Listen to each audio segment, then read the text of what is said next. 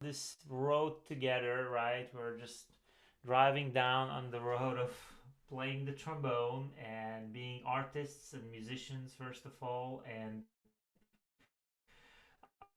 people who happen to play trombone and just trying to figure it out, right? So um, sometimes we stop at a gas station. Sometimes we stop at a nice restaurant. Sometimes we hit a pothole, and we're just kind of doing our thing, right?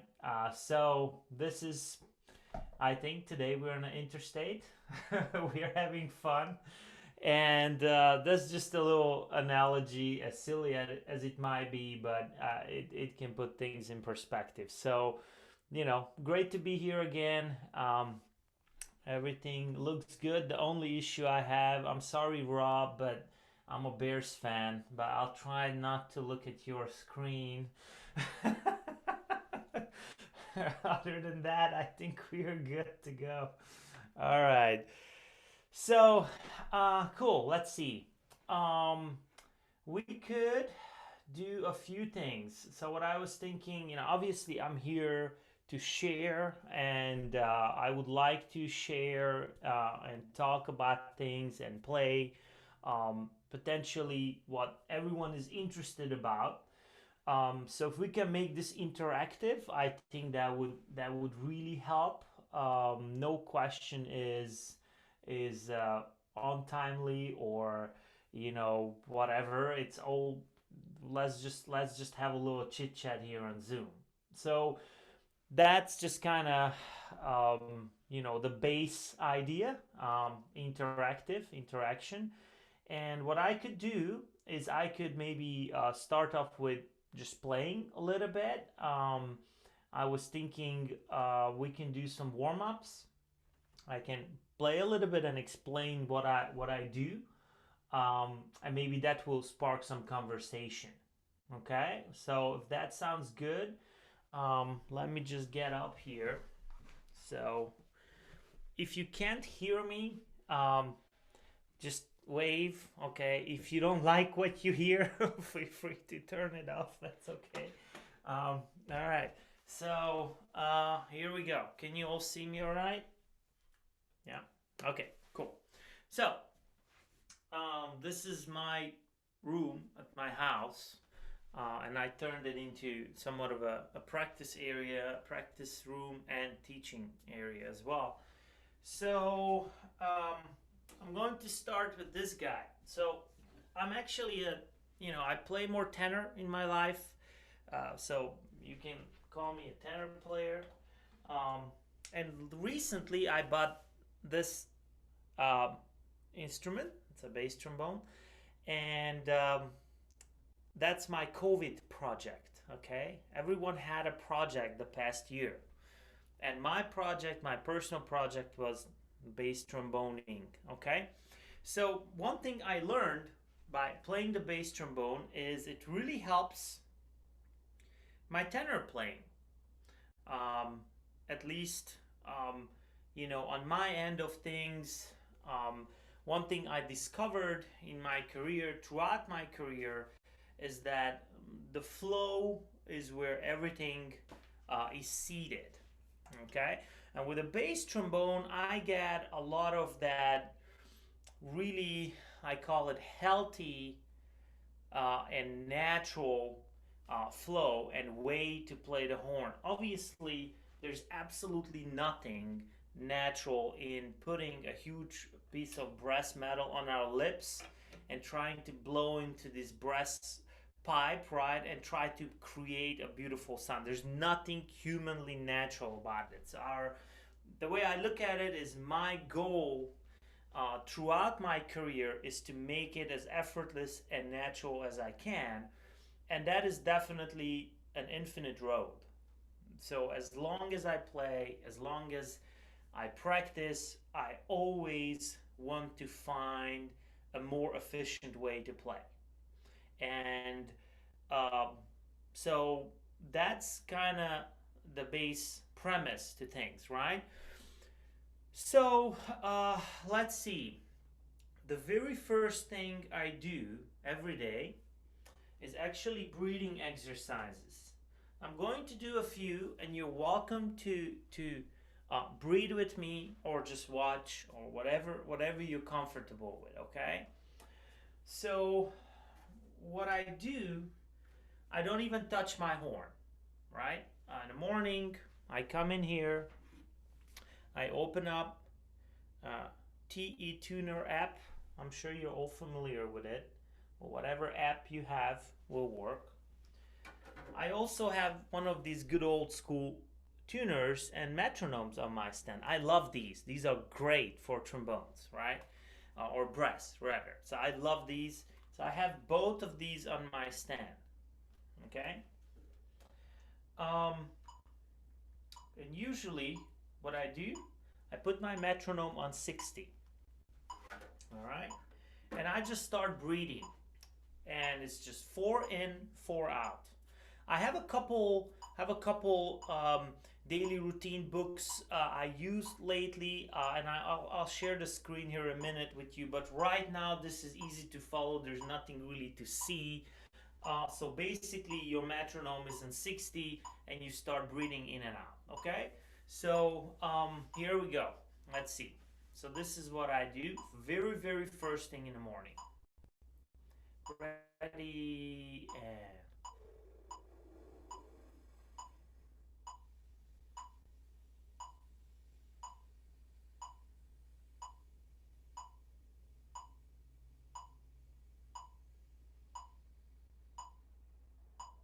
okay. This is 4 in, 12 out if you are counting. 4 in, 12 out. In the morning, you're going to feel, if you worked out a little bit before, that helps. If you didn't, you're going to feel your muscles just starting to relax. And if you have this feeling that you got to do this, that's really good. That means you're just relaxing, the blood started circulating. Here we go again. 4 in, 12 out. Ready and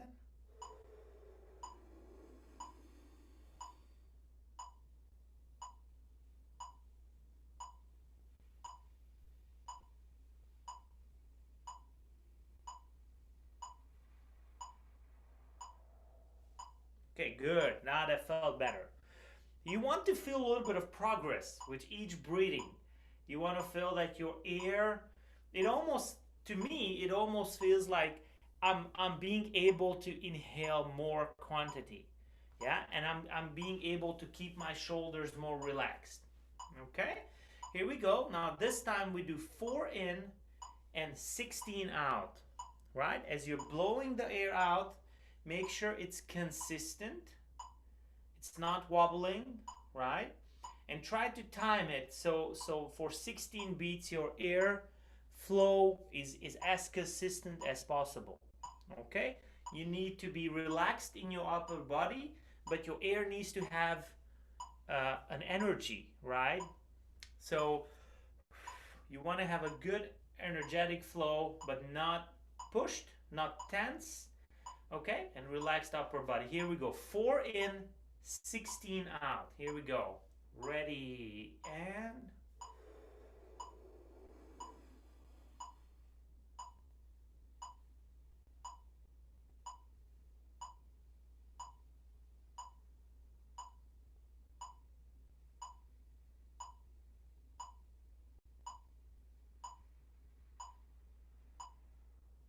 okay, one more time. I don't think you can hear my airflow here, so let me try. I'll put this a little closer. See if you can hear it. Okay, we'll do it again. Here we go. Ready and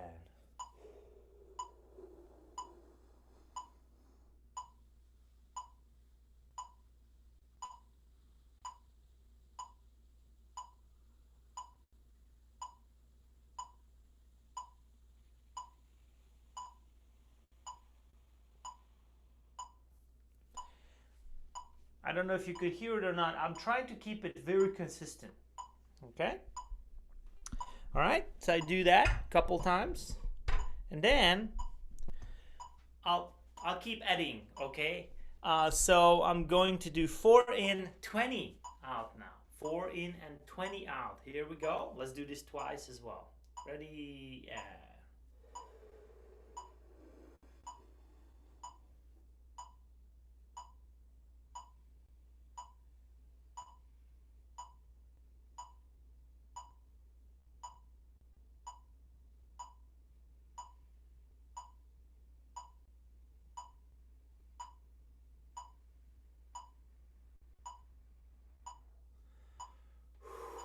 that felt good. That felt really good.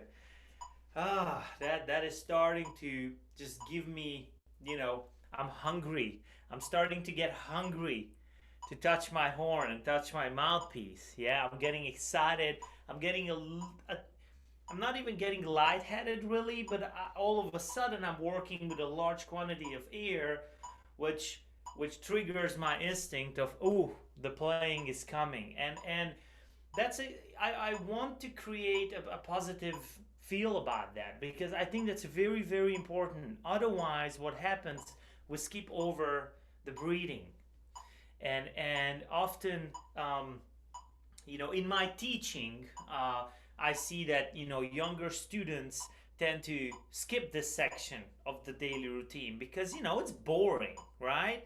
Let's just name it. No one wants to sit there do breathing exercises. We just want to grab the horn and then hit the notes, right? Um, but I think it's such a fundamental part, obviously, of what we do technically, but also mentally. It really puts me in a really good place when I can do some really good breathing. Okay, and that's also very important because you want always to be hungry for things. Yeah, you want to be hungry. You want to wait. You want to have this little childish excitement. Ooh, next is the mouthpiece, and I can hopefully make a nice buzz, right? So that's the way my mind works with these things. And I know you heard a lot of this, obviously, in your careers before. And if you're younger, you probably heard it from your teachers. If you're professional, you did it yourself or you heard it. But, I think, um, the way I think about things is unique, obviously, to me. We were just chatting earlier with Jason about that. And so, the reason I'm explaining my train of thought too, because maybe that can spark a little bit of a different angle to things. Okay, so that's just kind of how it goes. Let's do the 4 in, 20 out one more time. Okay, here we go. This point, my shoulders are very relaxed. Here we go, and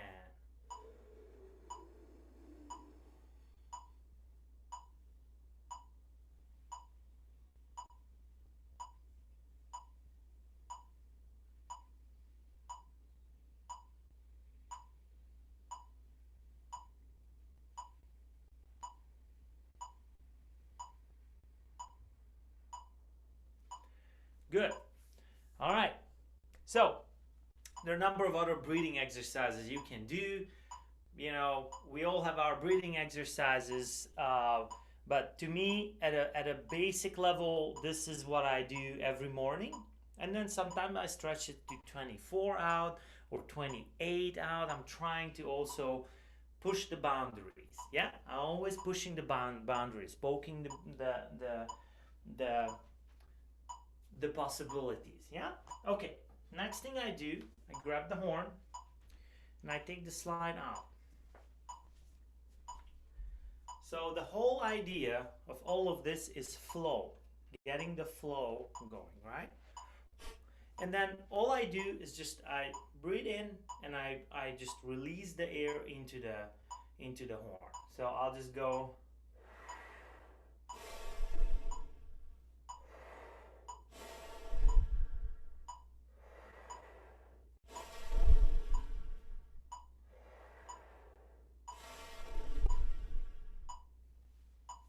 Okay, just do it at your own pace. I'm very interested in that positive energy of dumping the air into the horn and getting away with as less quote unquote pushing as I can, right?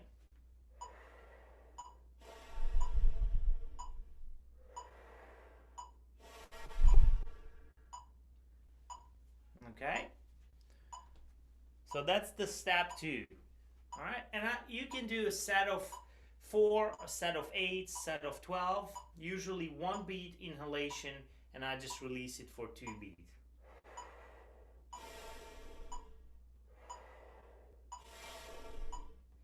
I'm just dumping the air into the horn. I'm not trying to hold it out. All right. At this point, my flow is getting pretty comfortable. So we're getting to that, what I mentioned earlier, that you want to make this as natural as possible.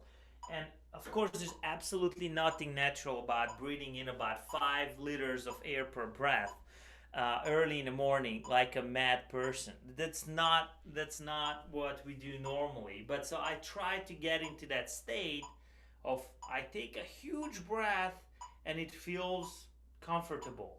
Okay? All right, then I'll put the slide back in, and now I just blow air into the horn. So now we're getting to the horn slowly, right?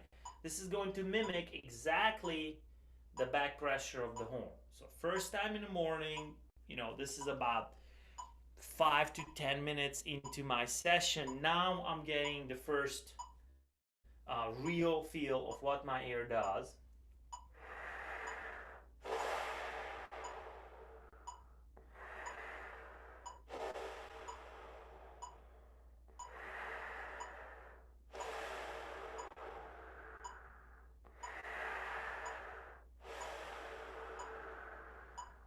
Okay. All right, so try a few of that. Breathe in 1 beat or 2 beats if you want to do it a little longer, and just release it in a horn. Dump it in a horn.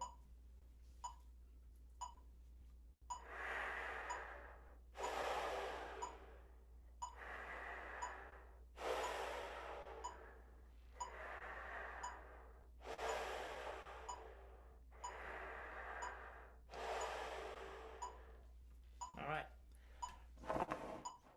Good. And that's all I do every day. Thank you very much. See you later. No, I'm just kidding. All right. So, okay. Now I'm ready. Okay. And what am I ready for? Step 2 is mouthpiece buzzing. All right. Notice how my metronome is clicking all this time. And sometimes I jump on the metronome train, and sometimes I just hop off the metronome train. But it's constantly clicking, okay? If you find yourself in a place where the metronome annoys you, make sure that you start working on that, because it should not be an annoying little item in your practice room, okay? So just keep it always there. It helps with, obviously, your rhythmical feel, your sense of pulse, your timing, your coordination. I mean, I can go on and on. And one interesting tidbit here, which is part of the daily routine, is that when I was younger, my teachers would tell me, I would play a solo in a lesson, and I would always hear, okay, that section is out of time, out of rhythm, you got to work on it with the metronome. So I would go and work on that section with the metronome, right? For a whole week. I would go back to my lesson and it was still off. I was still not right. And I couldn't really understand. I was like, well, I just worked on it. I really did. And one thing I noticed later in my career is that if I have the metronome clicking for about, let's say, 3 sessions of 20 minutes of daily routines per day at a minimum, so that's in a week, you have 7 hours of metronome clicking in your ear, give or take. In a month, you have, let's say, 35 hours of metronome clicking in your ear. You start developing a sense of pulse. Okay, you start to develop a real serious sense of pulse. So there you go. It's a great tool to just let it there click, hop in and out of it, but let it click there for you throughout your sessions, because you really, when you add up the amount of time it's clicking in your ear, it's really going to help. And it helped my sense of pulse, helped my sense of time and rhythm and everything really tremendously. Okay, so that is obviously a core part of daily warm-up. Okay, cool.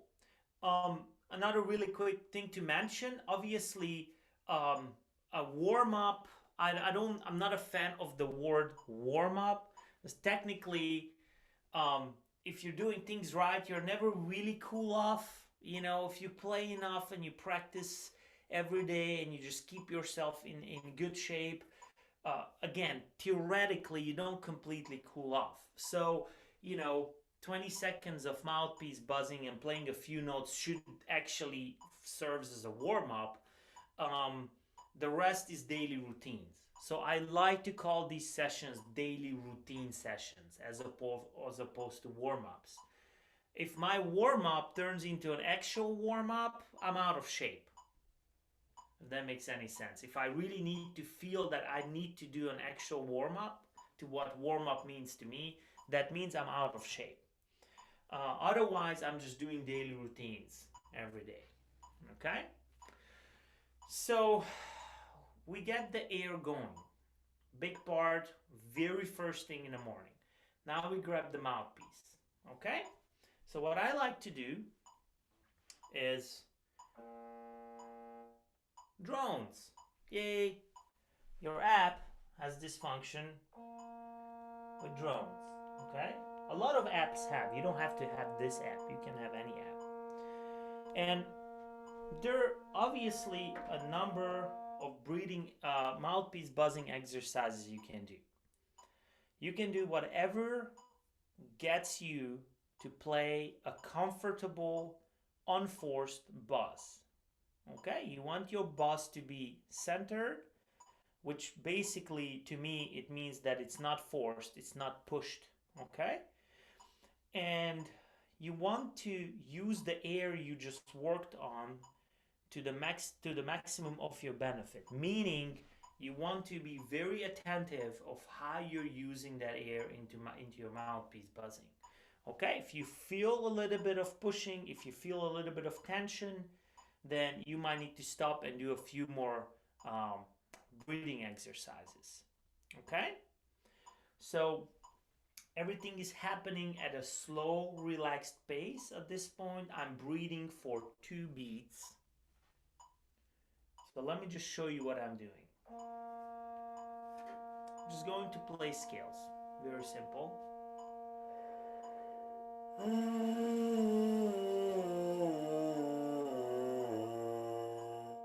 Okay? I'm using air attacks at this point. So I'm just continuing the idea of the flow. That is the whole idea in the morning. At this point, I'm not using any tongue. Sometimes you hear the first note might not be exactly right on, but I'm using my ear for that, and I'm keep using the air attack. That is the goal. Okay?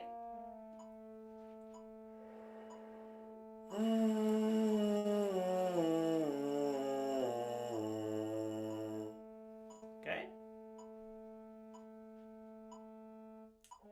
Can you hear this? Can you all hear it? Okay? So I'm at A flat. So basically I'm just going B flat major, A flat major, so on and so forth.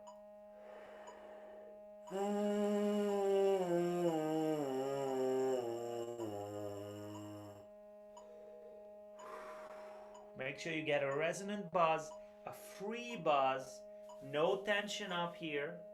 Yeah? I'm breathing on 2 beats. Notice that. It's very important.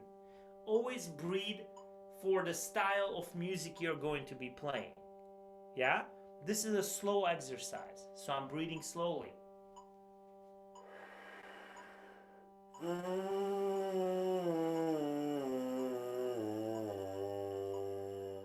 Okay? Okay, we'll do a couple more.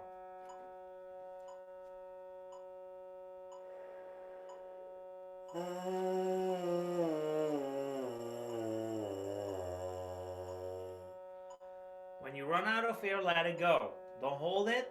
Don't try to keep it longer. Let it go when you run out of air. No tension.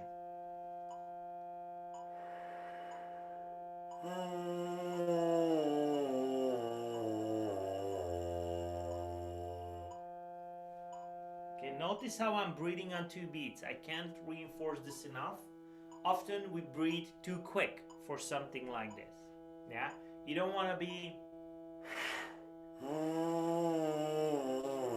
Doesn't make any sense, right? So relax your breath, 2 beats per breath.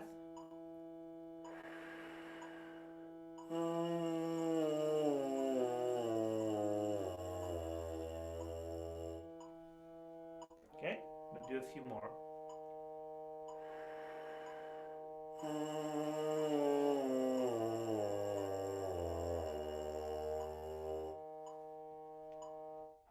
We are at D.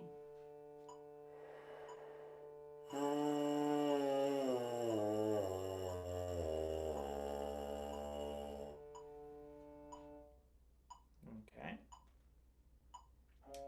C sharp or D flat?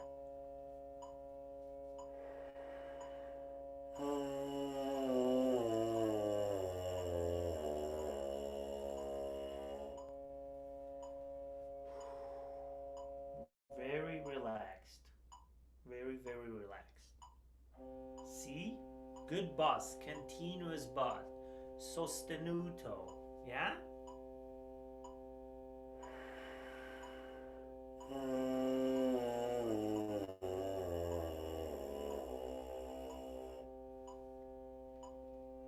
Two more. Okay. B major.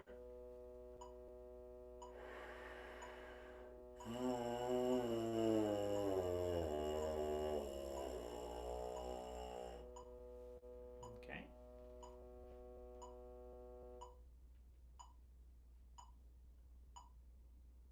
Okay. Last one is B flat.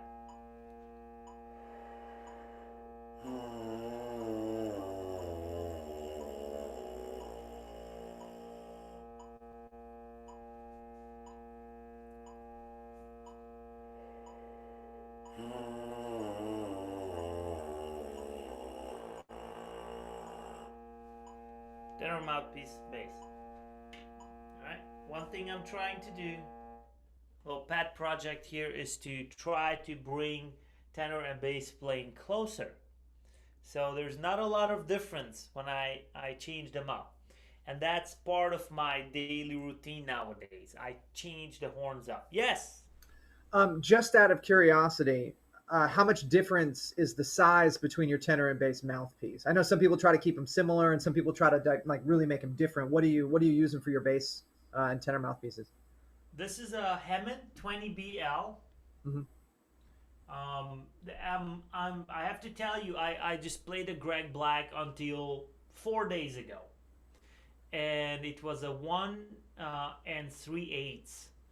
And what happened, the rim was a little bit too thin for me, and it started hurting my lip. And I usually, knock on wood, I don't have any type of embouchure issues. So a little bit of pain. It was just I was like, no, what's going on? So I just realized it was just a touch too thin. I sold it actually, and I went back to this Hammond. So that's the bass. Tenor, it's a Greg Black New York 3L. It's a 3L. So that's where I am right now. These things will change. These things will change in time. I think as I spend more time on bass, I might try new things. I'm not necessarily an equipment junkie, but I always I'm curious, so I like to try things. And the goal is always to get an effortless, fully resonant tone. So whatever helps me to do that. On the same time, I try to detach myself from being equipment driven, meaning hopefully if I pick up any mouthpiece, I sound the same. So both of these thoughts are very prevalent in my mind. So I want a mouthpiece and an equipment which is comfortable and allows me to do what I want to do, but in the same time I try not to have a fear of changing or trying something new, or if I'm in a situation that I have to try something new, I'm in trouble. So I hope that makes sense. So that's okay. So at this point, let's see. There are questions here. Let's see. Yeah, Bob was asking about singing. And how much do you do any singing as part of this, portion of your time? Yes, absolutely. Great, great, great. Actually, I was going to get to that. Um, sing, buzz, play, something I do, something I teach, something I do to myself. It works for everything I do. Sing, buzz, play, repeat. Okay, Arnold Jacobs. I hope all of you are familiar with his teaching. If not, you should look it up. Um, don't make it something which is, um, you know, you don't. It's not a religion. Okay, there's a lot of talk like, oh well, if you just sing and you let go of certain structures in your mind versus everything to be a little bit more controlled, different type of teachings. I heard a lot of um, all kind of ideas. My take on this is get familiarized with the greatest instructors out there, the greatest professor, greatest teachers, greatest artists, what they taught, how they taught, and try them all and figure out what works for you. And the way you know what works for you is that it sounds at your best, it gets you to sound at your best. It doesn't introduces any tension or force in your playing. That exercise, that method, that train of thought works for you. Okay, if you're trying something and it just you try it for a couple of weeks and literally you feel no, you're not getting better, you just keep struggling with it, I tend to just kind of not really ride that train anymore. Okay, so the sing bus play concept is extremely important to answer the question. And one thing I wanted to mention regarding the mouthpiece buzzing, and I'm going to show you all. I have a little sticky note on my stand because this is very, very important. So I wrote it on a sticky note so I don't forget. I'm going to show you what's on the sticky note. You probably can't read my terrible handwriting. I hope I didn't write any phone numbers on it. Yes, awareness of pitch. Okay, awareness of pitch. Um, so I'm going to explain at this point what's happening. To recap really quick, breathing exercises, mouthpiece buzzing. I have the metronome on. I have a drone sound on. What happens often, we use the drone, but our awareness of pitch is not at the highest level. And for me in the morning, I have to warm up I have to get my air going and I have to get my ears going. This is absolutely crucial. Okay? I'm pretty sure we all have good enough ears. Everyone who is on this chat. You have good enough ears. You're just not aware at times of your pitch. It's difficult to keep that awareness up. If you're in a rehearsal, you're practicing, you have a variety of things per day, it's very difficult to keep the awareness at the highest level. So I'm very, very interested in keeping my awareness of pitch up very early on throughout the day. Okay? So I think that's the key versus, well, you have good ears or you don't have good ears. I don't believe in that. I believe in awareness of pitch. Okay? So what I do, I'll go back to this for 1 second. Okay? The metronome clicking there. Alright, so instead of, let's see, I turn on the B flat drone. I'll play it twice for you. This is one.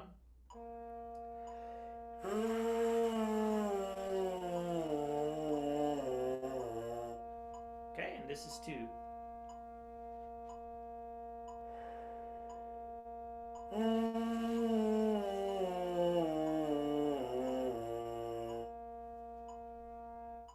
Okay, second time to me was better in tune. And the only thing I did, I was more aware. I was really singing the notes and I was correcting as I could in that millisecond, okay? The mouthpiece is tough to play in tune. Just put on a tuner and try to center every note with the mouthpiece. Good luck with that one. Have fun.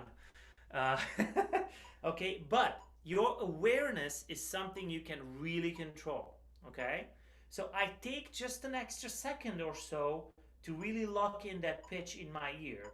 Then I buzz it.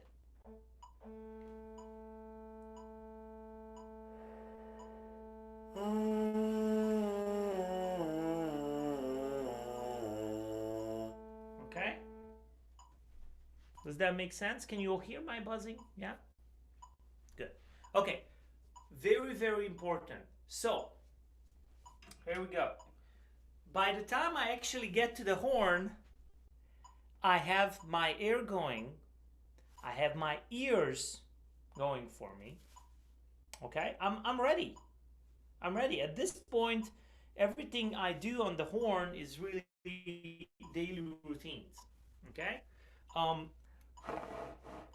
So the very first thing I want every single day is to my very first sound on the horn to be my very best sound.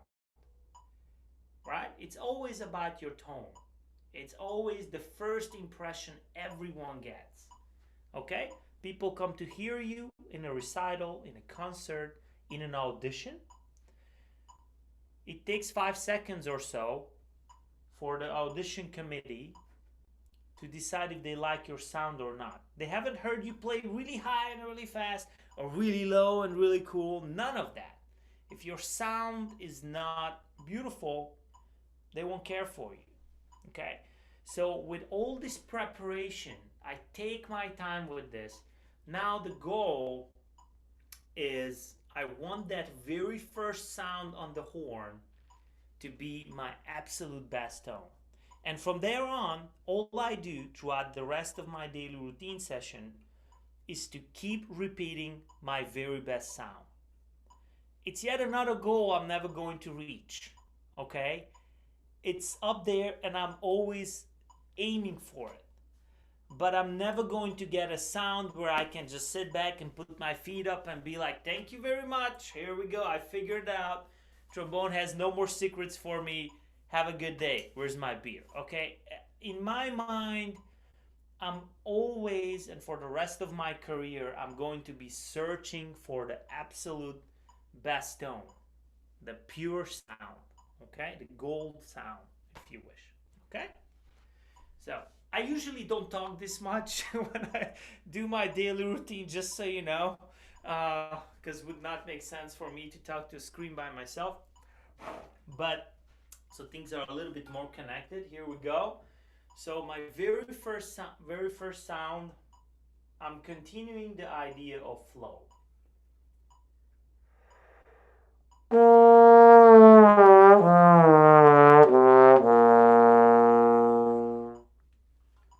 Okay? Can you hear my metronome?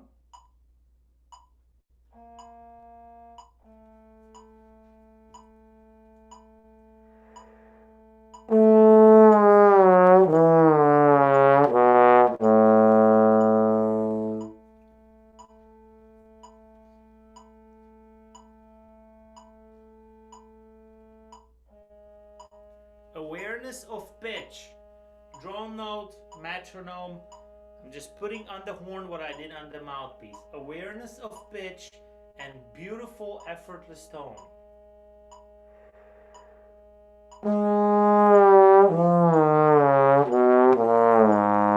Sorry, let me try that again.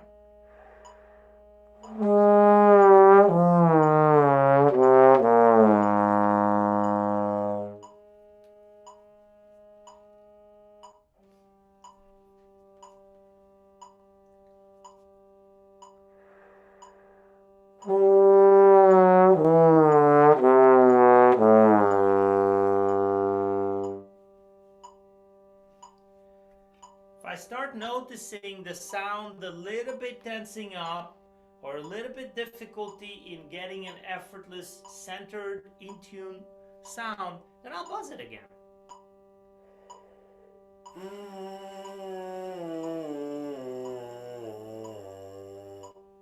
And I'm I'm keep using the air attacks at this point. Yeah. So you might hear a little bit of, I don't, maybe I not get so much immediacy on the first note, but that's okay. I'm just using air attacks at this point.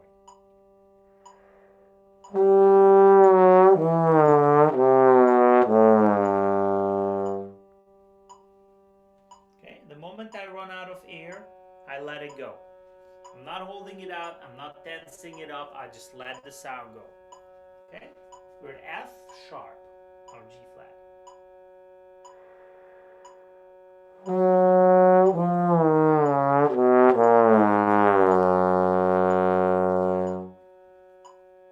Because my awareness is high of pitch, I noticed that wasn't exactly right. Okay, let me try this again.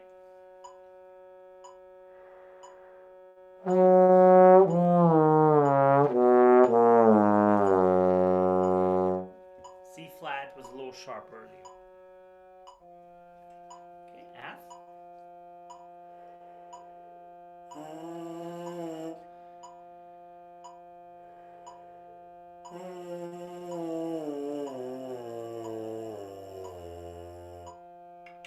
Okay.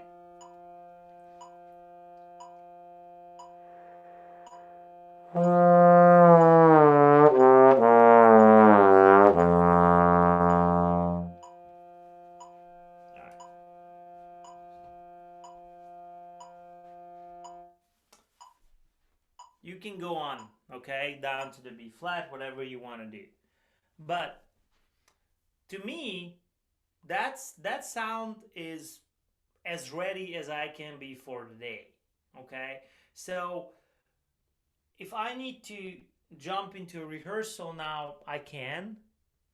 Now that's a whole other topic about practicing for what you have in front of you, practicing at a professional level regarding, depending on what kind of career you're having and what are your daily tasks, you can modify, your daily grind, so to speak. Yeah. um, there's a difference between again, if you have a recital coming up, you're getting ready for solos, I like to incorporate that into my daily routines.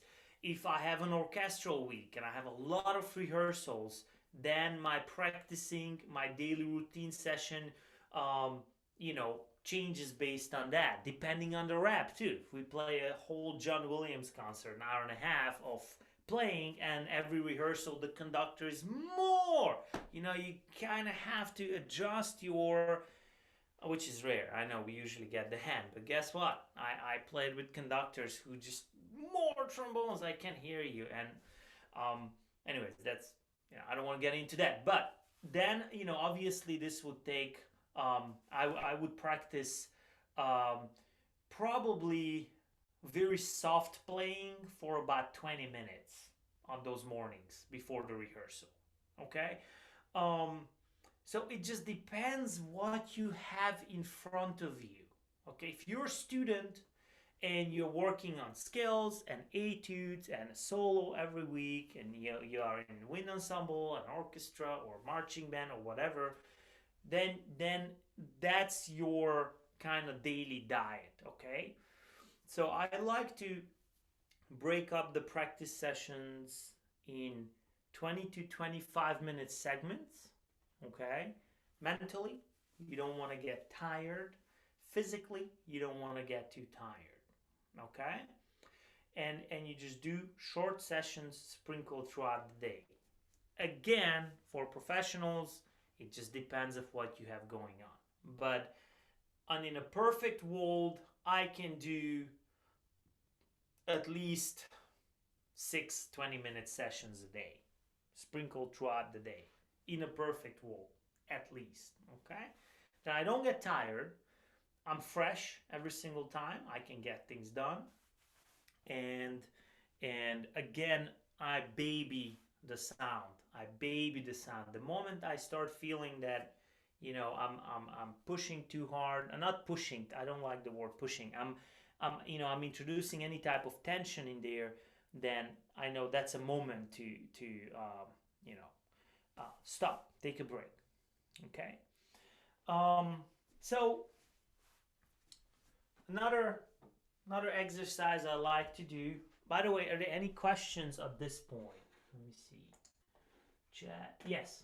Yeah, there's one in the chat that Dave popped up. Just wondering if you have thoughts on the difference between using a drone or using a tuner, preferences, pros and cons. What are your thoughts on that?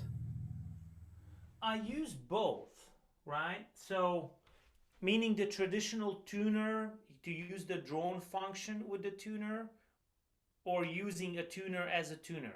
Yeah, I meant like, like the tuner with like the electron needle. So you're kind of tuning visually versus a drone where you're tuning like with your ears. So there's, pros and cons, I guess, with both, and, different ideas about all that. I use all the electronics I can. Okay. We're very lucky these days. So we have all these tools. We can record ourselves, and we have all these nice mics, and I use everything I can. So I have the drone on my phone. And then I have a tuner and a metronome on this guy. Okay? So both the tuner and the metronome is on both of this. Sometimes I have to separate the drone, move it a little further so the tuner doesn't just pick up the drone. But I have all of these on at all times. Yes.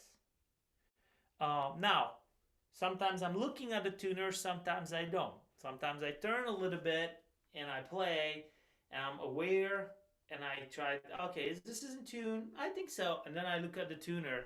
That's a really good exercise also to just kind of check on yourself. Okay? Does that answer the question?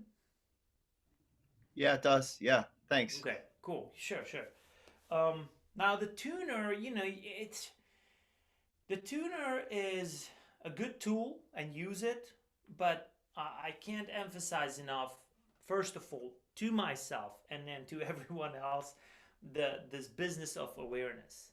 And obviously, when you get into an ensemble, all bets are off, right? In an ensemble, it's really about listening and adjusting. It drives me nuts when I see people in a rehearsal putting their tuners up. You're playing like third horn or second whatever, and you put your tuner up, you play a B flat, and here we go, I'm ready to go. Okay, you see that sometimes, and I'm like, it doesn't make any sense. You can be in tune with yourself and completely out of tune in relationship with everyone else. So obviously, when you're in an ensemble, you're adjusting and listening like crazy. Okay, the pitch in an ensemble, whether it's orchestra or chamber group, it's like this, like the waves in the ocean. It's never still. Never still. Always like this. You're always adjusting. So this is a great tool here when I practice by myself, and I'm working on my awareness of pitch. I'm working on the beauty of my sound. I'm working on the ease of production. Moment I get to rehearsal, then my ears are leading. Okay, so there you go. Okay, clip-on tuners on the bell. I was just remarking how sometimes I go to a rehearsal and there'll be somebody who has a clip-on tuner on their bell. Oh, and no. I mean, it is possible that somebody is just curious as to what is happening in the ensemble, and I'm all about curiosity, so that's fine. But when somebody is using it to determine whether or not they are in tune, I agree with you. That has no bearing on the context of the ensemble. So yeah, I mean the clip-on, I have an issue with the clip-on tuner too, because to me it takes off a little bit of the resonance of the bell. Yeah, it's a good point. I don't like that. I don't want anything to taking away from my quest to get the absolute pure sound I can. So I would never put a clip-on my bell. That's just me. I would not do it. When other people are doing it, and I agree with you, curiosity, it's a good way to put it, but I bet you $1,000,000 that they'll be influenced by that tuner in their own playing. Okay? And in that moment, in a rehearsal situation, when your awareness is more on what you see than what you hear, you are not on the right path, in my opinion, right? So you have to trust your ears, and you have to just keep drilling in that awareness, you know. And often if it's out of tune, it's probably you, and you just kind of have to fix it. You know, one of my old teachers once said, this was with an orchestral section actually, and the whole section, or you know, told him, "Hey, you're sharp," and he said, "No, no, no, you all are flat." Okay, so you don't want to be that person. Okay, so that's kind of my idea about intonation. Um, yeah, I mean, look, I don't want to be a hardliner about anything. If it works, it's great. Whatever makes you sound great, whatever makes you be happy and fulfilled as an artist, it's okay. In my experience, when the tuner is on the stand in a rehearsal, it comes with a certain reassurance for that particular player that he or she is right. And at that moment, chamber music tends to cease to exist. The awareness tends to cease to exist, and the willingness to adjust. Okay, you're playing your F sharp in the 5th position, and your tuner is green. I don't think you're going to adjust much. You're like, I'm right. You're on. Oh, it's a D major. I don't care. Okay, so that is my point. That is my point. Okay, cool. Let's see. So let's play another exercise. So at this point, I'm trying to, you know, start moving the slide again a little bit more. I am still in the realm of making a beautiful, effortless tone. But now we're going to move just a little bit a different pace here. So this is an exercise I'm sure you all know.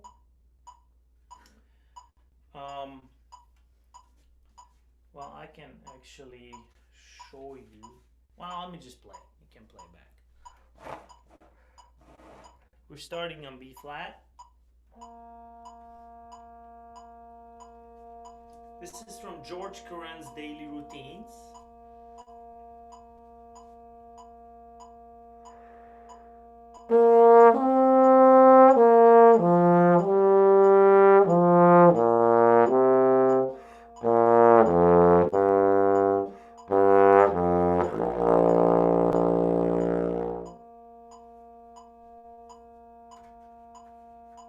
Okay.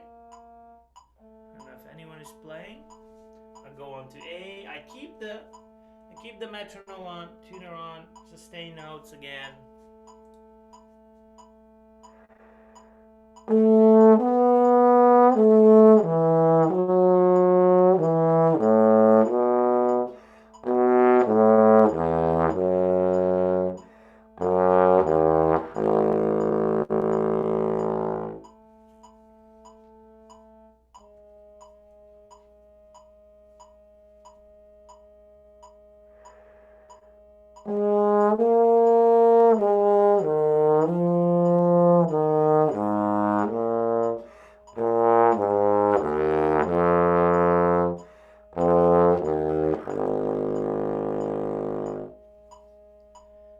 Okay, so my goal is even, smooth, resonant tone as much as I can, and going through the registers with at least effort as I can.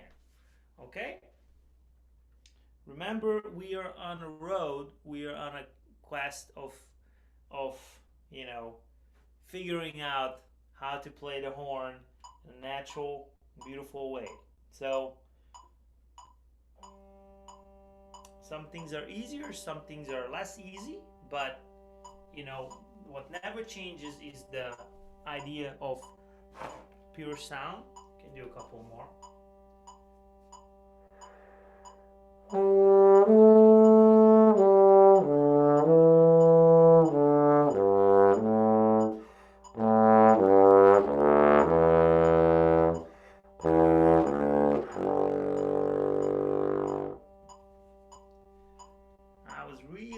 listening to that low G. Really, really listening. You know, Zsolt, Yes. I just have to say, because I don't know if other people are doing this, but one of the things I really like to do with the International Trombone Hang, like videos and sessions, is when people are like when we're doing like a stamp warm up like this, I let you do the first one, and then when you get down to the fifth, I start so that you and I are playing chords the whole time, and it kind of creates this really cool, sound. It's almost like you're playing, like chamber music, if you will. So Oh, cool. I don't know if anyone else has messed around with that, but if you go back to these videos and do it again, you can always try to mess around with like that aspect of it. But sorry to interrupt. Okay. Cool. And then let me show you something really quick. If you can see my screen here. This is what I use. On the right, you see George Curran's daily routine. Okay. This exercise is number 3. Can you all see it? Yeah. Okay. It's free on his website. You can download it. I customized this version a little bit. I wrote in some other exercises you'll see here in a second. Okay. Another daily routine little booklet I used lately is Juan Pardo's. He just created one during the quarantine. Juan is a Spanish trombonist. He lives in Armenia. He's a principal in the National Armenian Orchestra in Yerevan. And so Juan is a friend of mine, so he sent me this. It's really interesting. He has a tenor trombone basics, alto trombone basics, and some orchestral excerpts. So anyway, so I use some of his exercises here. It's funny because this 6A here, what I usually start my days with, it's in his book too. Mine is a little bit modified, but it's kind of like the same idea. Okay? So let me just get back here. Now, some of you will create your own etude books, method books. Some of you will use. I just use what I think works for me in the moment. There's so many out there. I never really felt that I need to make one. To me, it might seem a little bit redundant. Maybe one day I'll make one, but for now I use what's out there. The idea is that every day I want to play something slurred. I want to play something articulated. I want to play some long tones, and I want to get my air, my buzzing, and my sound going. As long as I cover these categories, I'm good.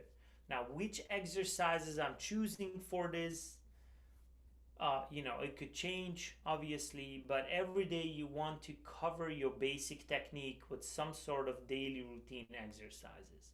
So that's the real big picture for me.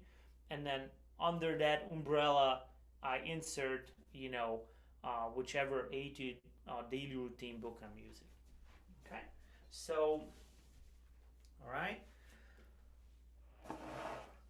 So as I said, usually, we've been going for a while here, but usually this whole session takes for about 20-25 minutes for me. I'll take a short break. I come back, and what I do, I'll just pick up my tenor at this point, okay? I'm not going to think at all about how it feels, what the difference is, none of that.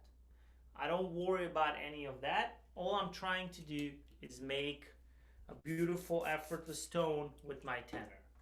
Okay, and usually the first exercise with the tenor, it's the good old long tones. All right, I love long tones. Try it. If it's not for you, no problem. If you sound great. If you don't, you might want to try it some more. And here we go, again with the drone, again with the awareness of pitch. To me, long tones is one of the greatest exercises. It allows you to play something very simple where your awareness of basics is extremely high. You can check on your posture. making sure you're standing nice and tall with heavy shoulders, straight back, very relaxed. You can make sure you're checking your breathing, your inhalation to be effortless. You're checking on the quality of your sound. You're checking on your intonation. Okay, so I mean, so many things you're working just with the simple long tone exercise. Okay, if it makes you tired, if it starts wearing on your chops, then most likely there is some sort of unnecessary tension somewhere. Often the long tones are not long enough, meaning they're played fast, or the breathing for the long tones is too fast. So often those are usually the issues that I see. So I've seen people playing long tones like this. You know, that's not really a long tone for me. So I like to play mine on 72. Quarter note equals 72. 4 quarters per note, 2 notes at a time. I make my breathing at least on 2 beats. The prep is at least on 2 beats. Okay, we're going to start on B flat. And I'll keep my drone on. So here we go.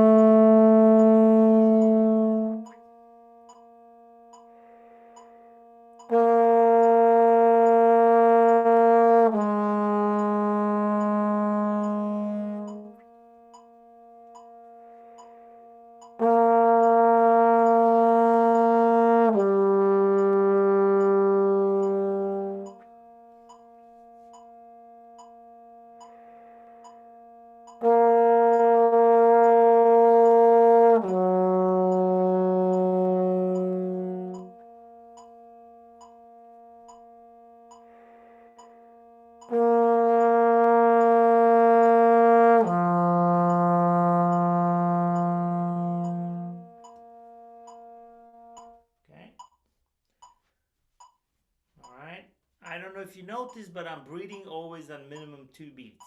I'm very, very relaxed, putting space between the 2 note long tones. Listening to the pitch, listening to the quality of the sound, the evenness of the tone. Okay? All right. Yeah, okay. All right, yeah, Beethoven 9. Okay, here we go. F.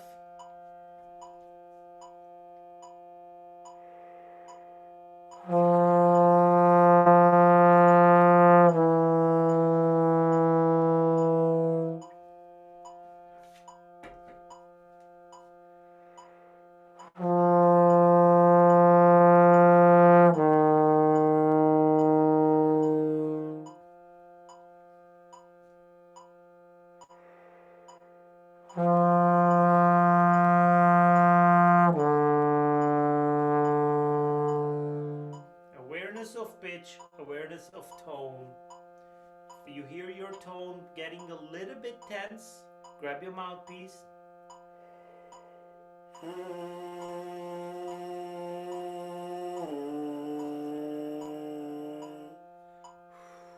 then try it again.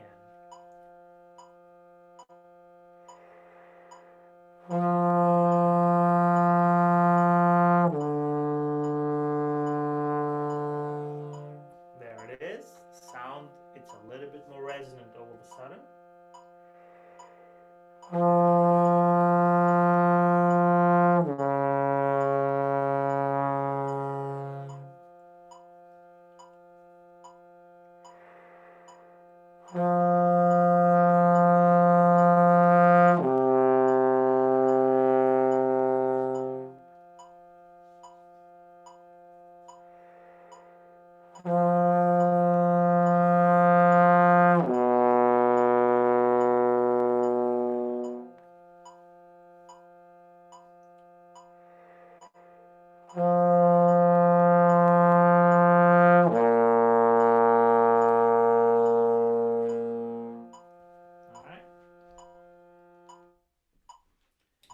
So I don't feel any discomfort switching to tenor because I don't think about it.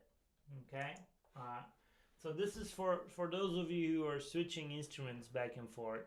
Um, just don't think about it, really. Don't worry about how it feels. This is another Arnold Jacobs idea. The feel doesn't really matter. Only worry about how it sounds.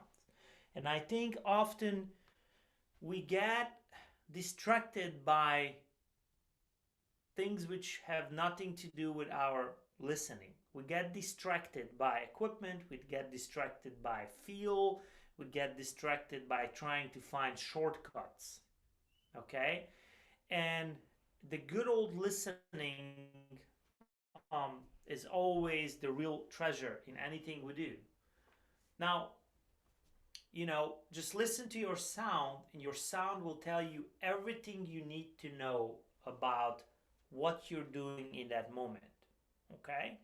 If your sound is pure and resonant and effortless, chances are all your technical tools are in order. If your sound is not pure and resonant, something needs work. Often is air, but it could be posture, it could be all kind of tension. Okay? So the motto is your sound will tell you everything you need to know about trombone playing, brass playing for that matter. Okay? So that's my continuous quest. All right? Then as you're going into, there's so many other exercises, but basically to recap a little bit, breathing, mouthpiece, buzzing, flow exercises, and then slowly you're starting to expand into other daily routines. Again, you want to kind of customize it to what you have going on. Okay? Are you playing, a church gig this week? Are you playing Mozart Requiem? Are you playing a jazz band gig? Are you playing a trombone quartet? Are you playing orchestral? Whatever you're doing, I like to customize a little bit, my daily routines based on that. Okay? So, of course, I play some lip slurs, and I slowly will start playing flexibilities, right? Now, flexibilities to me are one of those skills which are absolutely crucial on the trombone, but never to the detriment of my sound. Okay? So I only play it as fast as I can keep a connected, effortless, sostenuto resonant sound. All right? So usually, I start with something from,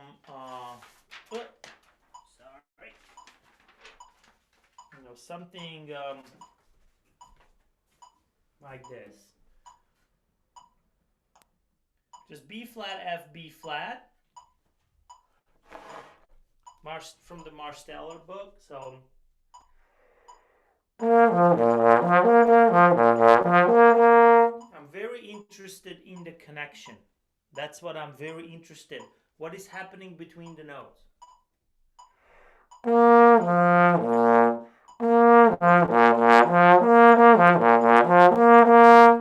Okay? That's what I'm focusing on, all right? I don't like to play these loud. Again, getting an effortless resonant sound. Here we go. Let's do a few of these. 1, 2.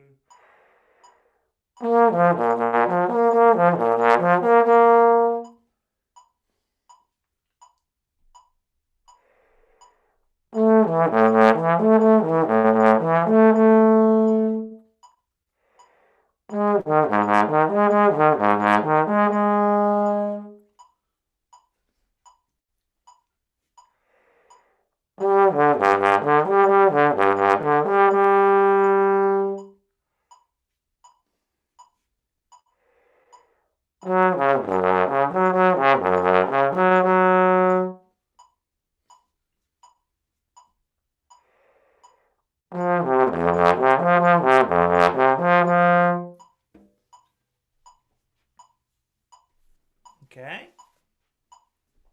All right. You can expand this. There is an exercise from the slow car daily routines, Branimir slow car. For some of you who are not familiar with him, he was a professor in Bern in Switzerland. A great trombone professor, great player. He has some recordings out there. He has a really cool daily routine book. So there's an exercise which combines a little bit of flexibility with going into articulation. So usually that's my thing. Air, mouthpiece buzzing, long tones, a lot of flow exercises, slow lip slurs, morphing into flexibilities, some range, and then articulation. Okay.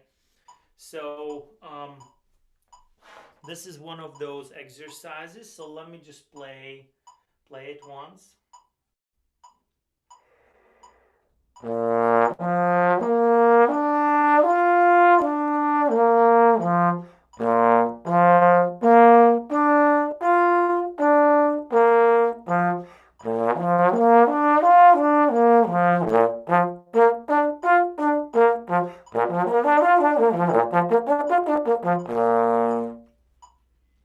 Quarter notes, 8 notes, 16 notes. Try to make your articulation as clear and as immediate as possible. Try to make your slurs as round, connected, effortless as possible. Okay? Do we have a question? Oh, yes. Thank you, Jason. Okay. All right. So let's try this again. We can play a few of these together. So very simple. Quarter notes, 8 notes, 16 notes. Okay? Listen to your sound as you're starting playing things which are a little bit more faster, complicated. Don't lose track of your intonation and your sound. Okay? There we go.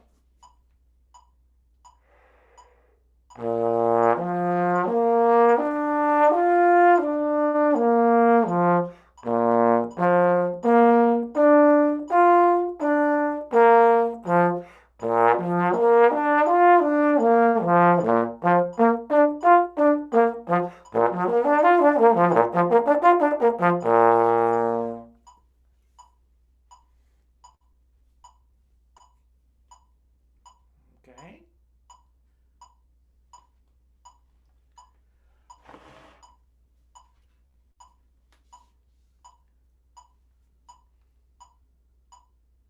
Play always music. Try to play music.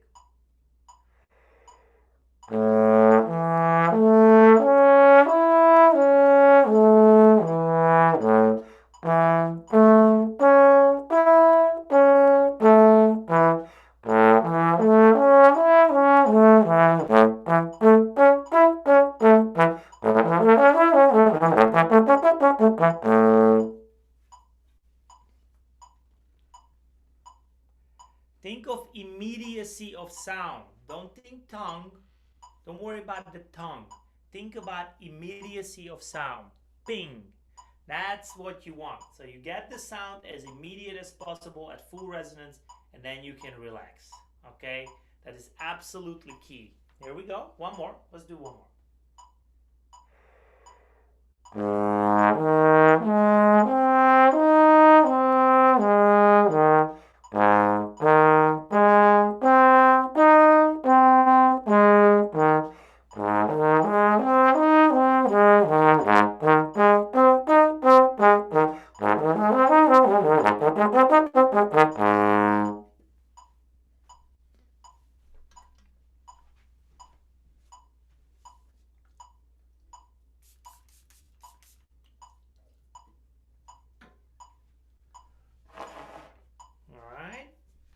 Good. So, all right. Then, let's see. So I just wrote something about I was chatting with somebody. I accidentally put it in the full message, but personally, things like this have been a real struggle for me as I've progressed on the instrument. And it took me a long time to realize that there are some physical issues that I've had kind of with my embouchure that I've had to deal with. And I think that there's a lot of player that or a lot of players that don't have those physical issues, and it just sounds like so easy. And I'm just amazed at how long like this kind of stuff just sounded rough and labored for me. And it took just years to get to a point where I could do this. I mean, I would even have like high school and college students that could just do this stuff a lot more easily. And I noticed that, you know, over time. And I think that it's really great and inspiring to hear so many of these high level players. And I put yourself in that category as well, that just have that effortlessness in their sound when they're doing this kind of stuff. So I know that you've put in the work, but I find it to be inspiring that it sounds so effortless. Because for me, it doesn't sound effortless. I'm glad I'm on mute, you know? Yeah, well, look, I think, and I'm sure I can speak for everyone here, we all have our strengths and weaknesses. And usually what we are told to do often is to, don't just practice your strengths, practice a lot of your weaknesses. And I agree with that. But you know what? Practice your strengths. Because one thing, you got to build a foundation to your house. And things which come easier for you, things where you sound good, things which reinforce a great sound and ease of production, I think you want to base your whole concept of your own playing on your strengths. Then you work on your weaknesses. You try to make your weaknesses to come up to the same level as your strengths, but you don't worry about them much. You don't obsess about them. You don't make it the somehow our brain is always drawn toward the things we don't really do well, and we don't care about the things we do well because well, I can do that, no one cares. No, actually, often, those are the things which are your as I said, your base, your foundation. So what I'm trying to say with that is, it doesn't really matter where your strengths are and your weaknesses. We all have some. Okay, I have some. I guarantee you, every trombonist in the world, regardless of the level and the position, everyone has strengths and weaknesses. And if someone says no, the trombone has no secrets for me, I don't believe that. Okay, so let me reveal a little bit of my weaknesses now, if we got to that point. Well, I was going to add, Zsolt. Yeah, sure. There's a bone to pick old tape done by Michael Davis, and he interviewed Phil Myers, the principal horn of the New York Phil, and he basically said the 80% that you can do well is your bread and butter, and make sure that you concentrate on that because that 80% is what's probably going to get you the job. Absolutely. I can tell you a few personal experiences, and I don't necessarily need to talk about myself, but I always got positive feedback in a orchestral, chamber music, or solo environment when my strengths were kind of put out there, right? And it feels good, and it makes you more confident, and it makes you more you're just happier about what you do. And then it's interesting, because then you start tackling your weaknesses even with a more kind of like enthusiasm, right? So, but yes, your bread and butter are your strengths. And I know firsthand, in some situations I've been fortunate, I'm very lucky in my career. I got a chance to play with some really, really great people. And when you get a feedback, and it's really about your strength, it's like, I just, that is so delicate, or that's so gentle, or that always feels good. That feels good that people hear it and they actually appreciate it. One thing I don't do, for example, I don't like obnoxious trombone playing. I don't like to play loud and forceful and in your face. I don't like it. And even in orchestra, if I have an orchestral gig, I never volunteer anything crazy. I don't think it's I don't think anyone wants to hear a trombone player play loud, other than other trombone players. Okay, so if you play to strings, if you play to woodwinds, sensitive musicians never want to hear trombones just play loud and obnoxious. So when you hear something, that one of the greatest compliments I ever got, I'm going to share this with you all. Um, I was very fortunate in Chicago to get in an orchestra called the Ars Viva Symphony. And on my right in this Ars Viva Symphony was Charlie Geyer, Barbara Butler, and Tage Larson. For some of you, Charlie and Barbara are professors at Northwestern at the time, and Tage in Chicago Symphony. And I always looked up to Charlie and Barbara because their students were in the civic orchestra with me, and I knew that their studio at Northwestern was just absolutely outstanding. And next thing, I'm in this orchestra, I'm sitting next to Charlie and Barbara, and Charlie once told me they would play principal, they would rotate, and I would always sit one or the other. And Charlie once told me that he really appreciates that I don't just play loud and obnoxious, that I'm sensitive. And that was one of the greatest compliments I ever received. And I still carry that with me. So yes, just bank on your strengths a little more. But yeah, so one thing which for a while I considered maybe and Jason, just feel free to steer me, because I can go on all day. But I want to, we need to always leave our ego outside the door. And in a situation like this, as I said in the beginning, we are all on the same road. We're just driving down the road, and we're trying to avoid the potholes. And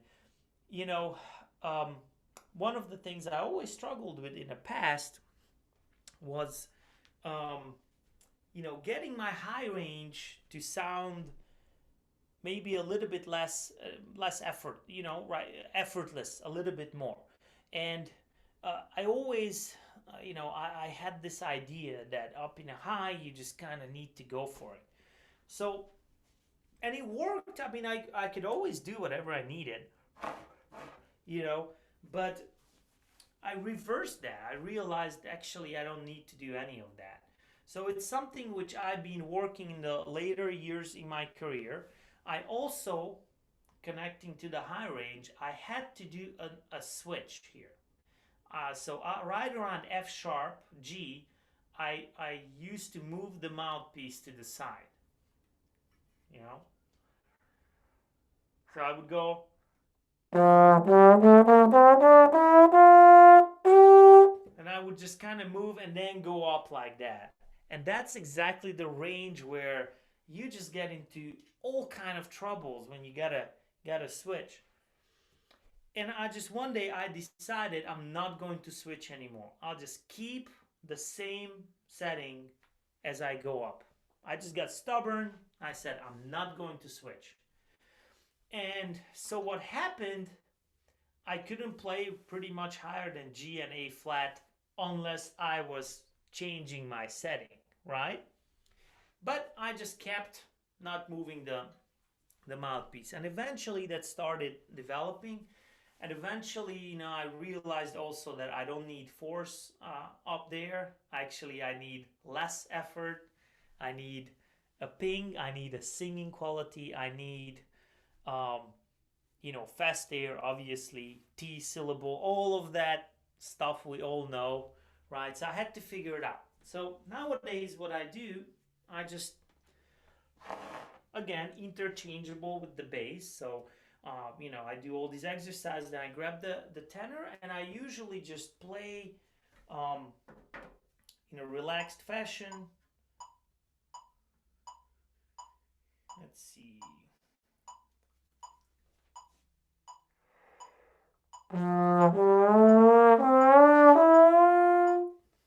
And again, I developed this, simple scales going up, glist, nothing complicated. But the idea for me was to not change at all. You know, just effortless as you can. Get a good ping, good resonance. Brighter sound up there, that's fine. You don't need darkness up in a high range.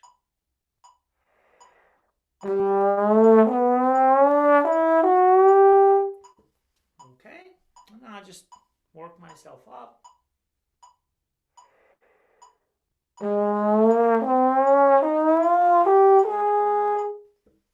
Okay, of course, I'm very aware of the tone, I'm very aware of the pitch.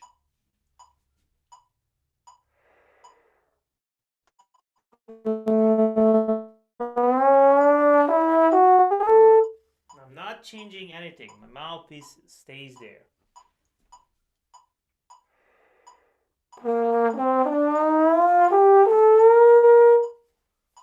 Alright, and then just keep going up.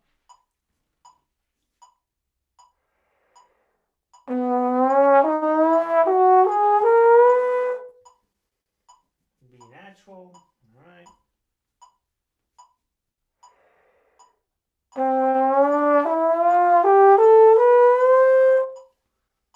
Now, this was 10 years ago. I could have never even got close to that with the same embouchure. So, you know.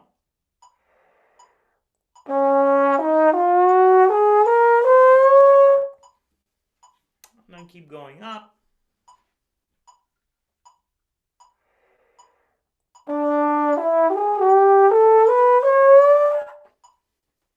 So on and so forth, okay? Up to the E flat, whatever. Most of what we do, 99% of the time, you don't really go above the D. But I like to get, you know, practice as high, as effortless as I can. And this was a great, Jason, to just kind of go back a little bit to that. This was a great kind of, maybe revelation is not the right word, but it really helped me just recalibrate the way I'm approaching this particular thing. And it really opened up my range, and it really made it so effortless, you know. And it helped so much in playing situations. You know, you're sitting there, if you're, you know, you're playing Brahms 1, right? You're sitting there, and if you play that A, E, the very first two notes in the first trombone part, that's exactly where I had to make my change. I was borderline impossible, you know, and it was really stressful during my college years because, you know, I made it work and I kind of hit that switch, but it was giving me a lot of you know, a lot of stress, so to speak. So now, you know,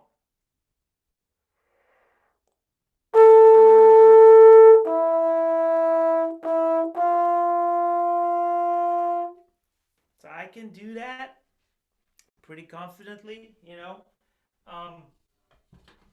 and now it's almost becoming a strength in a way, you know, That's because great. I just think of it differently.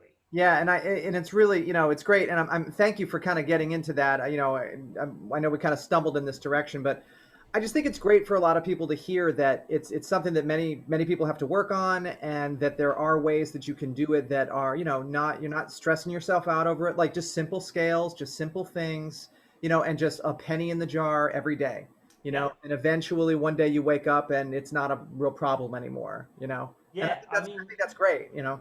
you know, I could play years ago up on the high D, my eyes would be falling out of my head, really, you know, really. And there's nothing wrong with, you know, of course, as I said, do everything, base everything on your strengths, but you know, have a healthy approach of getting your weaknesses and continuously kind of reimagining of how you can get it done. But I always go back. If you remember anything of today, remember two things. Um, Awareness of pitch, and your sound will tell you everything you need to know. Okay? The moment the sound is compromised, clearly something is not working, even in a high range. So that's it. And as long as you keep that in mind and you work toward it and you're patient and you're resilient, um, and you find joy in what you do, eventually it's going to work. Eventually it's going to work. Be very curious. Be curious, be interested, um, have questions, okay? Um, and then you'll be on the right track, I think. So now one more thing I want to show you. One thing I've been working on, for example. So lately I do a lot of chamber music, right? And one thing in the Hungarian Trombone Connection, for example, I have, I have Zoltán on my left, Zoltán Kish, and then you have Csaba Wagner on my right, a bass. So really great players, and a lot of the repertoire we do, yeah, it's it's non-orchestral. Let's just put it that way. In orchestra, your bread and butter is to play in tune with a great sound, a lot of long tones, and keep your ears open. In chamber music, things changed. All of a sudden, it was a little bit more soloistic, and one thing, you have to always understand what your role is. Yeah, you want to know what your role is within the ensemble. So, as I mentioned earlier, practice daily routines based on what you kind of work on. And lately, just for fun, I started working on this trumpet piece, just to challenge myself. I have nowhere near the technical efficiency of Zoltán, and I'll never have, and that's okay. But I'm like, okay, well, let's see if I can do something a little bit different. So I started working on a concert etude as a good exercise for just kind of, working on articulation, working on fast stuff, and I'm trying to see how can I keep an effortless sound in the midst of playing things fast. And so that's something I've been playing around with lately, just trying to keep effortless sound while I'm playing something a little faster, right? And well, let's see if I can play just a little bit.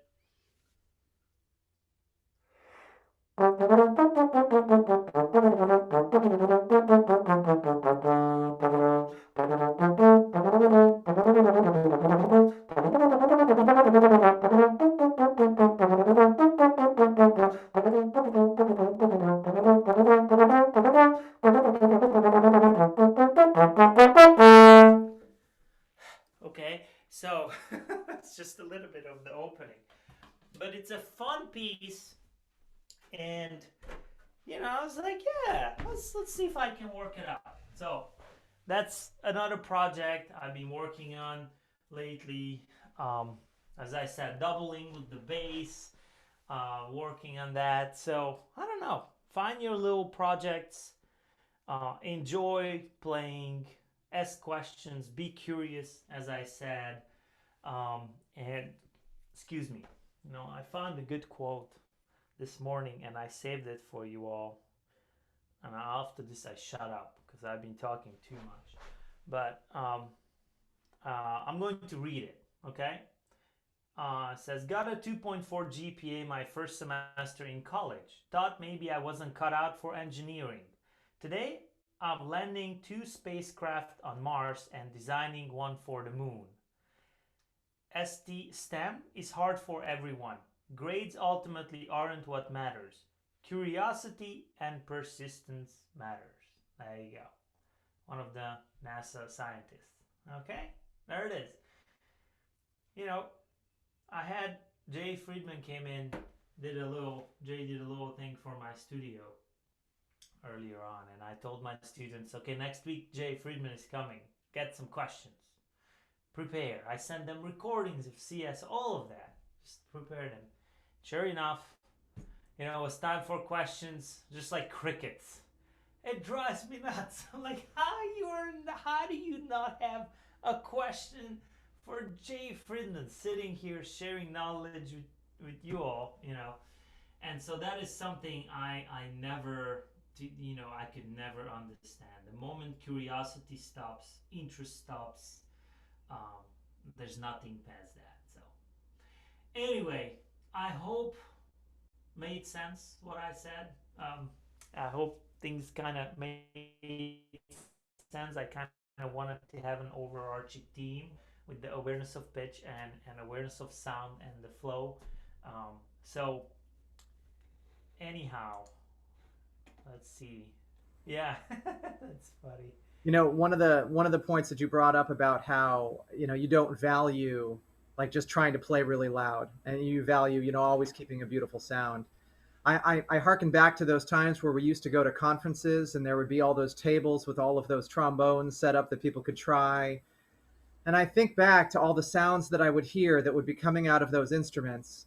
And it's kind of funny because if you think about it, let's say there's 10 people trying out a trombone and 9 of them are just trying to see how loud they can play that thing. And one of them is trying to see how beautifully they can play that thing. Which ones are you going to hear? You're going to hear the loud ones. You're not going to hear the beautiful ones. And so I wonder if that kind of perpetuates this idea of like higher, faster, louder. If all of the kids are going to the conferences and that's all they hear in those rooms, and we all hate those rooms for that reason, because you can't hear. Let's hear Bolero one more time. Yeah. It will be good this time. And you know what? Like it. And if you really if you really want to hear how bad it gets, go to a trumpet conference. Because it's like even more that, right? But it's funny because it kind of brings up the point about how like, the diamond is just the beautiful sound, and you're not going to hear when people are really valuing that because it's going to be overpowered by the louder sounds and and so that's just what you're going to hear more. But that doesn't necessarily mean that should be valued more. And I think that was a really great point that you brought up. I had great teachers. I was very lucky many times in my life. One of those times was when I learned that when you're sitting in the Chicago Symphony section, when you're actually sitting in there, it's not loud around you. It might sound full and resonant out in the audience, but next to you, it doesn't sound like your ears are falling off. So the key to that, and Jay always talks about it, and Michael Mulcahy talks about it as well, is the immediacy of the sound and the resonance which follows. And resonance travels. So you don't need to push to force in order to be heard. Actually, if you're pushing the sound, you're forcing the sound about 20 feet ahead of you, the sound disappears. The sound which travels and gets out in a 2,000-seat hall to the less seats is the pure sound, the effortless sound, the resonant sound. So it's so interesting because, we played Tannhäuser once. It was at Ravinia. And before we started, Mick just looked left and right and just said, play with a beautiful sound and don't play loud. That's what Mick Mulcahy said before Tannhäuser, And normally, what would you think people would say, especially in an outdoor concert in Ravinia? Just play loud, show them who's the boss. No, absolutely not. None of that. No one cares unless trombones. So, sure, but let's remember, our instrument wants to be obnoxious and loud. And wants to be dull by its nature, right? Pick it up as a young student, and what are you going to do? That is something which the horn does naturally, right? You just kind of blow in it, and what the horn doesn't do naturally,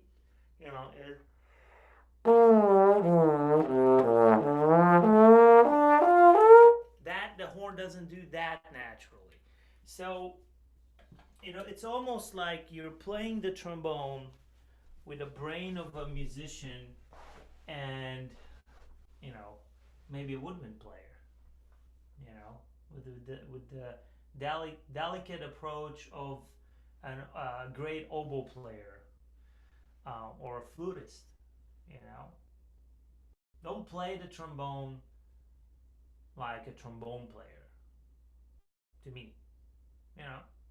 So if that makes any sense. I don't know. But I hope it does. So any questions, any comments? I spoke so much now. For a week I'm not even going to speak for the next week. I think I used all my words for a whole week. Okay. Then I'll start off. I was about to have about 20 different questions about switching between the bass and the tenor, but I think you've answered them all. Just open your ears and play with a nice sound. I found out last week, 2 days ago, that I have to play bass trombone in the orchestra. I don't think I've played second or third trombone for the last 6 years, or one time. And now there's a bass trombone part coming up. But is there anything that any difficulties you found switching to the bass and just making it your project? Was there something, or was it just a matter of making it sound good and seeing what happened? Yes and yes. So there's always difficulties, but I try to really, as I mentioned earlier, I'm not focusing on the feel. I don't think at all about for example, the different sides of the mouthpiece. I took a conscious decision not to even worry about it. And so I just approach it from the angle of getting a great effortless sound, yet again. Now, we can get into the details and the technicalities that, yes, you might need a little bit more here, or you might need this, or you might need that. But that's not what I'm focusing on, because ultimately, if you can make it sound resonant, then you're using all the right tools. So that's the angle I'm using, okay? I'm completely not worried about the feel. And depending, of course, what do you have to play? Because if it's something crazy low and you got to do a lot of shifts, that might present some challenges. But often, a lot of the bass trombone writing, even in an orchestra, is just pretty accessible low range. So to me, it's really not going to have crazy technical challenges. It's mainly just getting the sound. And I do some very simple exercises because in order for me to get the sound, I need that immediacy. Yeah?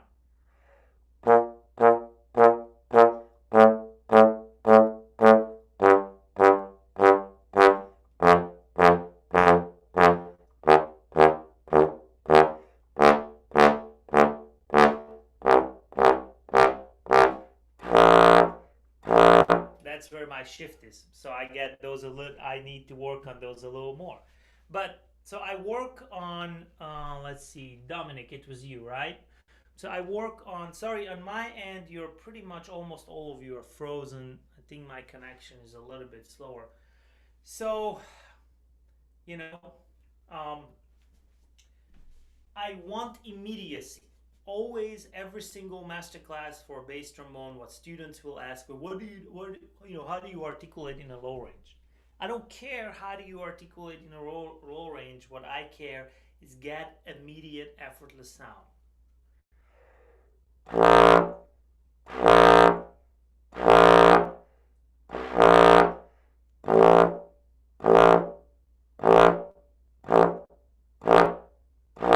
So I'm working on that deliberately. Some are easy. That's a hard one for me. Okay?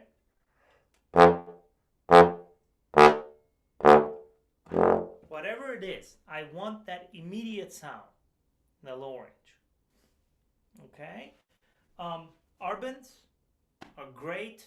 Simple arbans, an octave lower. You know, you can use just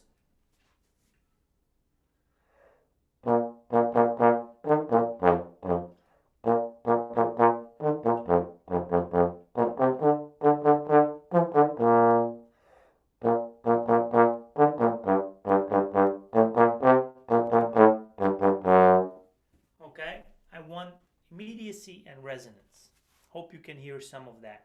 So I like to use those exercises, and completely all I'm thinking is pitch and tone quality. So does that make any sense? Does that answer the question at all?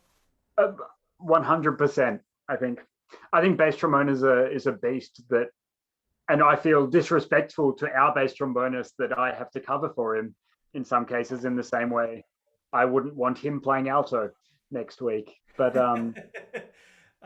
well, it's different beasts. I don't think we need to, you know, just we need to sound great. As far as the audience is concerned, you know how it is. Trombone section. I mean, we rarely have any solos. As far as the audience is concerned, we gotta sound as a unit, make a great tone together, blend well, be in tune, stylistically be characteristic, and that's what they hear 99% of the time. So if you're ending up playing bass, as long as you can make it work under those perimeters, I think parameters, I think you're great. That you're doing a great job.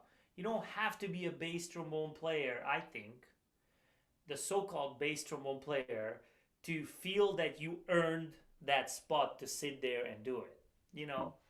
in tune, in Professional. time. What is it? In tune, in time, great sound. Exactly. That's most of what we do, and a lot of it's low tenor range, anyways, right? And so working on the sound concept, I don't want to get darker as I get lower. I want to get um, clear and immediate as I get lower. The only other comment I would make is I've played for 55 years, and I've played bass trombone for 15 years or so before moving to tenor and playing more tenor than bass, and now I'm back playing both. I consider myself, it doesn't matter what I play, but when I'm playing bass trombone, I got a bell that's this big. If I'm playing small bore tenor or symphony, I'm smaller. And it's really easy in a unison passage as a bass trombonist to outblow the other guys because I've got a bigger amplifier. So if we're playing unison, I really hold back when I'm playing bass these days. Let everybody be heard equally. Absolutely. It's the blending, right? Yeah. It's blending the sound, recognizing in the moment where you need to be, and make sure that the section blends well. The section needs to sound good. That's what your audience cares about. It's so rare to have, a Mozart Requiem, to have a bolero. It's rare. We always focus on that in schools too. I think there's a lot of focus on, just play all these orchestral excerpts back to back. And I think there should be more focus on how to truly be an ensemble player, and how to be a team player, because most all of us, let's just put it this way, all of us are going to have to be team players. Okay, there's only one Lindbergh, and only just 2-3 people in the last 100 years who, probably Lindbergh is one of them, who could legitimately say, okay, I made a living, I can be a soloist. But most all of us, we got to be team players. So yes, blending, listening, adjusting, making a beautiful characteristic sound. So that is the way I think about it. Again, I'm not very concerned about equipment, mouthpieces, things like that. In that regard, I'm just obsessively, in quote unquote, focused on getting the sound. So, yeah. and some people have a more natural way of getting a certain sound, right? So some people have more bright sound, and for some repertoire, a nice pink bright sound up in a high range is more characteristic. And then you have other repertoire where you need a little bit more of a full kind of mid-range, good full healthy tone as well. So it just depends of where you are in that spectrum as a player and where you have what you have to adjust. So Dominic, that's kind of what I mean, that depending on what if you're a high player, a natural high player, and nothing below the staff really works for you, then your changes, obviously as a professional, it's probably not the case, but I'm saying that, just picking up a bass in a week might be more challenging for you than someone who is maybe a little bit more of a different player, maybe whose low range is a little bit easier, yeah. I've got a mum, so the bass trombones in the shop, getting the valves working. I don't know how they work, but that one's F, I think, and yeah, then I've got a month to work it up, see what happens. Yeah, it's great. Yeah, just go for it. Chances are whatever you will have to play, you'll be able to play it great. And again, the repertoire too for us as trombonists, whether if it's solo repertoire, whether it's ensemble, I mean, it's very basic. Let's face it. Look at our solo repertoire and compare it with even just woodwinds. Let's not even get into the string repertoire because that's a whole other world, right? But even woodwinds, I mean, we have some good stuff. And fortunately, there's a lot of new compositions and people are writing and aware and they're getting commissioned, and we are curious to see what people are writing, and hopefully we'll get a lot of new repertoire, which is good. But most of what we play and we consider good, you play it for a serious woodwind player or a serious string player like David is your greatest masterpiece. That's just how it is.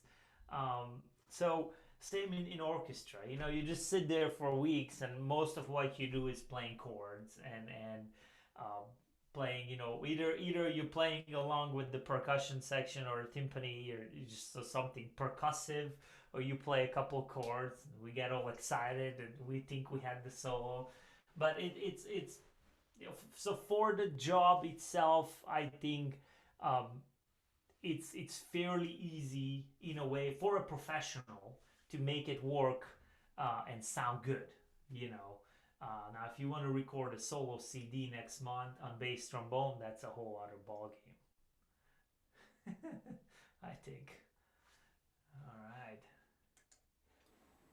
I just said that, as a bass trombonist, when I get to play the third of the chord, I go, ooh, I get to play the third. It's so exciting.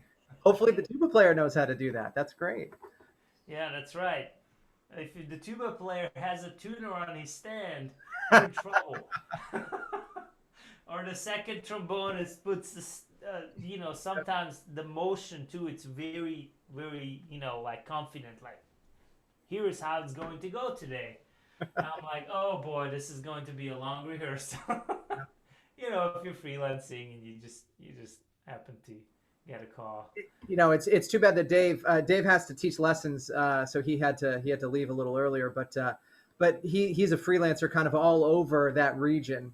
Plays with a lot of orchestras in that region. So I'm sure you and he could have some fun stories to share about various experiences in that domain. But yeah. Well, Go ahead. I was just going to say, this has just been fantastic. I really, we obviously appreciate the time, and you're a very accomplished player and teacher, and you communicate well, and that shouldn't be taken for granted. When we get to these sessions, it's a very special thing when somebody can not only demonstrate how they do things, but when they can, talk about it and can express, thoughts that they have, it's great to hear. And it's very inspiring. And I just wanted to, just thank you for that. Thank you, Jason. That's very kind. Just like everything, I worked on many things, obviously, and I figured out what works and what doesn't. And one thing earlier on in my career here in the States, I came here in 2005. I moved here from Europe to do a master's degree. And very early on, this was like month 2 of me being in the States, there was a master class by a principal player of a major US orchestra. We're not going to name anyone, that's not the point. And I got so excited, and I went and I listened to the masterclass. I was like, great, finally I got to see these people I just heard in recordings before, or CDs. And I was so excited, and there were about 10 of us in this masterclass, all undergrads. I was the only grad, I think. Rest, pretty sure everyone was an undergrad student. And we were all hungry to hear some good information. And this person got out there and started playing some really high notes. I think got up to the D's and F's and loud. And check out the 10 of you undergrads, what I can do up there. And I remember I walked away. I was so disappointed. I was like, I didn't learn anything. And so, anyways, about communication and about what works and what doesn't. So it's a little bit of an experience. I learned what not to do. So thank you so much for the invitation. Thank you for your kind words. Thank you, everyone. I don't even know what time it is. Oh, wow. It's noon. All right. Yeah. Time for a beer. Thank you for being here. I would love to meet all of you at some point in person. And hopefully we'll see each other at some point. If you have any other questions, follow-ups, you just want to say hello, please reach out. Never, you don't bother me. Just reach out, and I would love to connect with all of you. So thank you again. This was a pleasure. Great. Thank you so much, Zsolt. And thanks everybody for being here, sticking it out, and enjoy the rest of your day. And yeah, we'll post it on YouTube. And cheers, Dominic.